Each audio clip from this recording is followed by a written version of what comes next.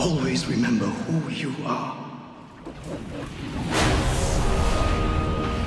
Netflix has finally released their first trailer for their live-action adaptation of Avatar: The Last Airbender, and I could not be happier with it. This is what Avatar deserved back in 2010. Watching this now as a fully grown adult, it just makes me so happy. This is exactly what I dreamed of as a kid. Alright, well, let's break down this trailer because there is a lot of things people missed and a lot of things that are new in Netflix original. Netflix also released brand new images on top of their trailer that I'll be showing you guys at the end of the video, and they have some surprising details, so you're going to want to stay tuned until the very end for that. The trailer first starts off with Sozin's comet and the air nomad genocide. Now, this gives a lot of credibility to that leak that happened last year. The leak stated that episode 1 was going to start off with the air nomad genocide, and it was going to show a confrontation between Gyatso and Sozin, and this pretty much confirms that leak. Now, the air temple does look a little bit different than the ones we see in the show, but they actually do resemble real Tibetan temples a little bit more. We get this amazing shot of Aang in the iceberg with Katara and Sokka looking at it. All of this is 100% CGI, so I'm really amazed with how great it looks. Can I just say the casting for Katara is perfect? Here is the gang first arriving to Omashu, and you can just see all of the attention to detail here. Netflix is really hitting all the nails here. Omashu has an Earth Kingdom logo on the door, all of the buildings look one-to-one like the cartoon, the mail chute is even here. It's really all of these small details that just add up and really make the world feel real. We cut to this scene of Zuko commanding his men, with Iroh looking back at him extremely sad. Now, I don't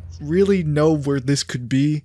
Maybe it's in Zuko's backstory episode. I don't know. What do you guys think? Here is our first look at Ozai's throne room in live action, followed by another shot of Fire Lord Ozai. I really like the look of the Kyoshi warriors here. The makeup does look a little sharp and just a little cosplay, but overall, I think it looks as good as it can be. This is definitely the episode where Aang flies to Roku's island. One thing I noticed here is when Aang is flying, he props his feet up on the back of the glider instead of just having it hang down like in the cartoon. This makes a lot of sense, to be honest. Who has the core strength to just lift their legs up like that? Nah, it just isn't possible. This is our first ever airbending shot. Now, Netflix decided to go with the dust effect for the airbending, and I'm extremely happy with it because this is what I wanted. I know some people wanted clear wind effects like in the show, or some people even wanted leaves like they did in some Marvel movies, but this is what they went with. Here is Aang looking sad in front of a burnt forest. Now, I think this is the Heibai episode, and this part specifically is when Heibai takes Sokka and Aang couldn't save him in time. Also, I wonder what Heibai is gonna look like in live action. That's gonna be crazy to see. I can't believe they just casually dropped this in the trailer, but here is Zuko in the Agni Kai with his father and getting burned.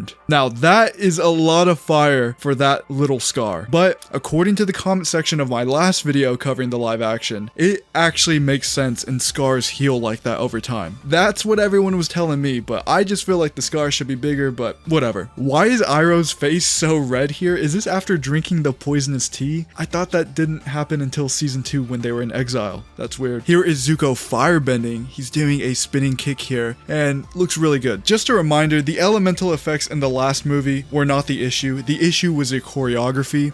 Visually, this does look similar to the last movie, but the choreography is just so much better, and that's why the shot looks great. And finally, we see a little bit of Azula in action here. Now, she's giving off Azula vibes right here. That first image of her, I will admit, I didn't really see her as Azula, but seeing her here now with that menacing look in her eyes, that's Azula. Here's another surprise. I didn't think they were gonna do Aang in the Avatar state. He looks a little different than what I was hoping for. Here is what I was hoping Aang looked like in the Avatar state, and here is what he actually looks like. God damn, look how fast Aang drops down here. But this is Aang trying to save Kyoshi Island from Zuko and the Firebenders. Our first looks at Appa and Momo are finally here. Now, I think they look perfect, but I did see some criticism online.